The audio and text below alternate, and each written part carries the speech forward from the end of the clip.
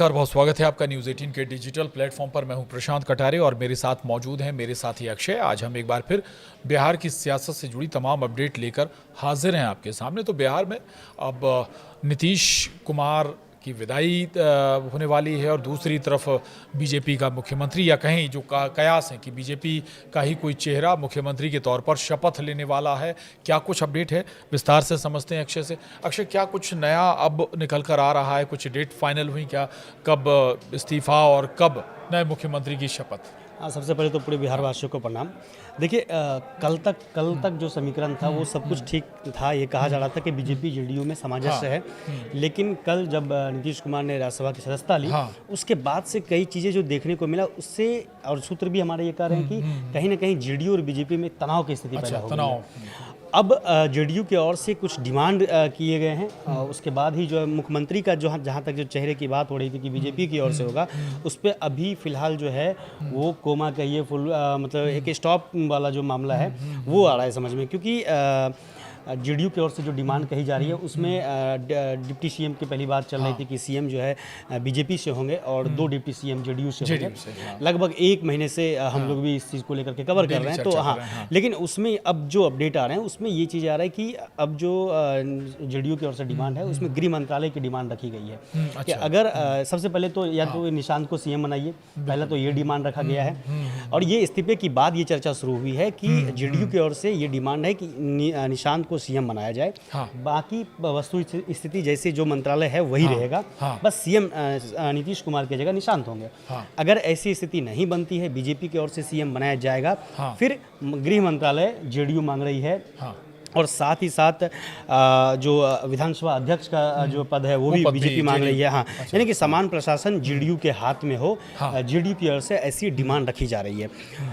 JDU के नाराज होने के कई कारण कहे जा रहे हैं। सबसे बड़ा कारण जो कहा जा रहा है वो है हरिवंश नारायण सिंह को बीजेपी की ओर से राज्यसभा में भेजना, या कहें कि राष्ट्रपति के द्वारा जो है उनको मनोनीत जो किया गया है। हाँ, तो इसको लेकर के जो है जेडीयू की ओर से थोड़ा करवाहट देखने को मिला है। नतीजा आपके सामने है। ये कहा ये जा रहा है कि अंदर ही अंदर ऐसी बातें चल रही है, जेडीयू चाह रही है कि अब बीजेपी की ओर से सीएम नहीं बल्कि जेडीयू की ओर से सीएम होगा। तो ये हाल फिलहाल चीजें बदलाव हुई हैं। अगर बीच में लगभग कुछ समय पहले तक लगभग तस्वीर साफ थी कि बीजेपी का सीएम होगा और नाम भी लगभग बहुत हद तक क्लियर हो रहे थे, लेकिन अब ये नया पेच यहाँ पर फंसता हुआ नजर आ रहा है। और ये स्वाभाविक है, हरिवंश का जिक्र आप कर रहे हैं। बीजेपी ने अगर उन्हें मनोनीत कर दिया तो ये खटास का ये एक बड़ी वजह हो सकती है। दूसरी एक जो महत्वपूर्ण बात आप कह रहे हैं कि या तो गृह मंत्रालय दें, गृह मंत्रालय उस फॉर्मूले में अगर हम देखें तो बीजेपी के पास डिप्टी सीएम थे, गृह मंत्रालय बीजेपी के पास था, तो हो सकता है उस फॉर्मूले पर जेडीयू जाना चाहती कि अगर आप हमें डिप्टी सीएम दे रहे हैं तो फिर गृह मंत्रालय हमारे पास होना चाहिए, नहीं तो फिर मुख्यमंत्री दे दीजिए, निशांत कुमार को मुख्यमंत्री दे दीजिए।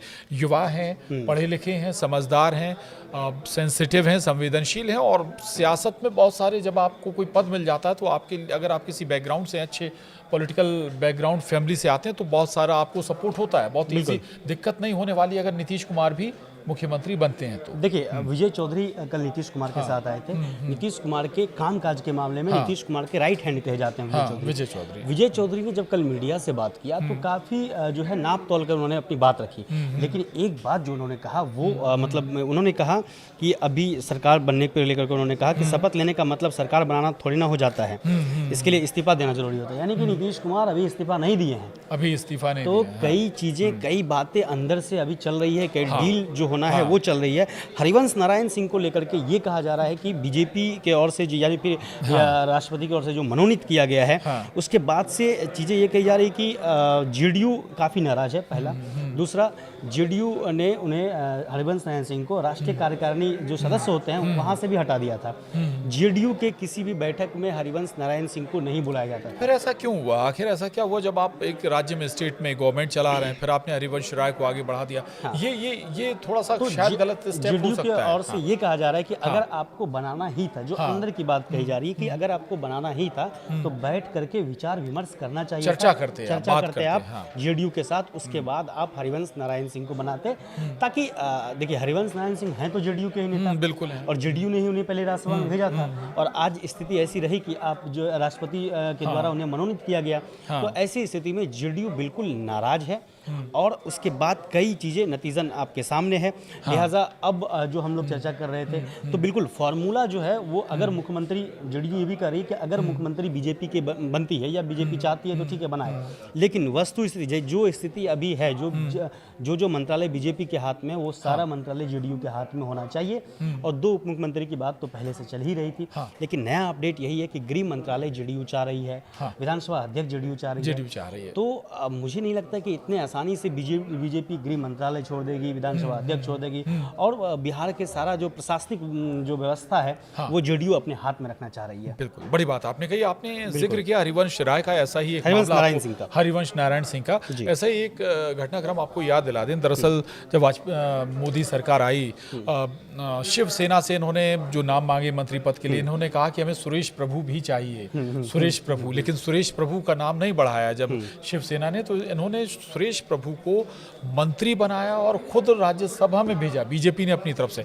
खटास वहां से शिवसेना से शुरू हुई थी, आज दोनों के रास्ते अलग अलग हैं। बिल्कुल। हाँ, तो ये ऐसा ना हो कि आपने एक छोटी सी स्टेप से अपने भविष्य की राजनीति खराब कर रहे हैं। आपको अभी बिहार में शासन करना है, बीजेपी जेडीयू दोनों मिलकर शासन कर रहे थे, आगे अभी बहुत लंबा समय बाकी है बिहार के लिए, तो ऐसा स्टेप आखिर उठाया क्यों, ये वाकई में सवाल है। देखिए, कई ऐसे घटनाक्रम पहले भी देखे गए थे जब जेडीयू की ओर से जिन चीज़ों का विरोध हो रहा था, वहाँ पे जो है इन्होंने हरिवंश नारायण सिंह ने इसका विरोध नहीं किया, या फिर हरिवंश नारायण सिंह का स्टैंड बिल्कुल अलग था जेडीयू से। तो इस स्थिति में जेडीयू कहीं ना कहीं पहले से ही नाराज चल रही थी।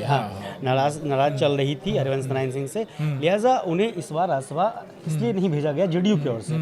लेकिन जब ऐसी स्थिति बनी तो जाहिर सी बात है कि जेडीयू को मतलब एक ईगो हर्ट वाला मामला कहीं ना कहीं ये समझ में आ रहा है। दूसरा, अगर आप राजनीतिक उठापटक की बात करें तो नीतीश कुमार का जो जहाँ पे वो मुख्यमंत्री आवास है, एकाने मार्ग से वो शिफ्ट हो रहे हैं, उनका सामान जो है निकलना भी शुरू हो गया है। देखिए, एक तरफ चर्चाएं ये चल रही है और अभी तक ये मीडिया में खबरें नहीं है, इस तरह की बातें नहीं आ रही है कि अंदर खींचतान है। अब तो सब जगह यही चल रहा है कि कौन होंगे मुख्यमंत्री, 4 नाम, 5 नाम, 6 नाम, 10 नाम, लेकिन अंदर ही अंदर ये चर्चाएं हैं। और जो हमारे सूत्र हैं वो बिल्कुल बता रहे हैं कि अब जेडीयू अड़ गई है कि हमें किसी न किसी हाल में गृह मंत्रालय चाहिए, या गृह मंत्रालय चाहिए या फिर निशांत को आप सीएम बना बिल्कुल। दीजिए। अब नीतीश कुमार एक आने मार्ग से 7 सर्कुलर रोड जो है उनका सामान भी धीरे धीरे शिफ्ट हो रहा है, चीजें गतिविधि में है, सब कुछ हो रहा है, लेकिन अंदर ही अंदर ये बातें भी चल रही है। पॉलिटिक्स अभी भी जारी है, बार्गेनिंग का दौर अभी भी चल रहा है, और ये साफ है कि इसमें अब कहीं ना कहीं जेडीयू चूंकि आप बता रहे हैं अहम की लड़ाई हो गई है। स्वाभाविक है कि आप